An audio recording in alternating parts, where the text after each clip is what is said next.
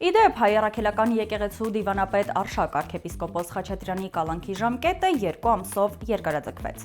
Հիշեցնենք, որ Արշակ սրբազանը ևս, ինչպես Բագրատ, Միքայել եւ Մկրտիչ սրբազանները կալանքի տակ է գտնվում քաղաքական դրդապատճառներով, հայ առաքելական եկեղեցու դեմ իշխանությունների մեկնարկած արշավի արդյունքում։ Սա ցավոք վերջին օրերի լրահոսում տեղ գտած միակ հակաեկեղեցական նորությունը չէ։ Սուրեն Բաբիկյանը հրամանագիր է ստորագրել, համաձայն որի ՀՀ զինված ուժերում այլևս չի լինելու հոգևոր ծառայություն։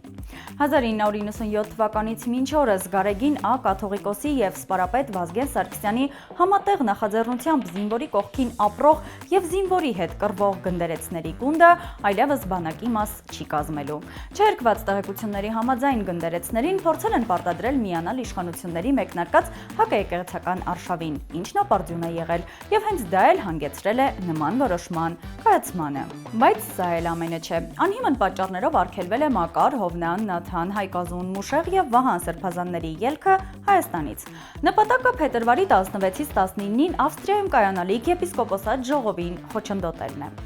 Ամեն անգամ, երբ լրատվամիջոցների ներկայացուցիչները ընդդիմադիր դաշտը մեղադրում է իշխանություններին հակաեկեղեցական արշավի մեջ, ստանում է պատասխան. մենք եկեղեցու դեմ չենք պայքարում, մենք պայքարում ենք առանձին անհատների դեմ։ Հարց է առաջանում, հայոց եկեղեցու պատմություն առարկայի հանումը որ անհատի դեմ է, բանակում հոգևոր ծառայության չեղարկումը որ անհատի դեմ է, Էջմիածնի մայր տաճարի վրա երկակի գրոհը որ անհատի դեմ է, որ անհատի դեմ է 6 հոգևորականների երկրից դուրս գալու արգելքը։ Հասկանալի է, որ պարզապես մեր կրոնի եւ մեր ավելի քան 1700-ամյա եկեղեցու դեմ է։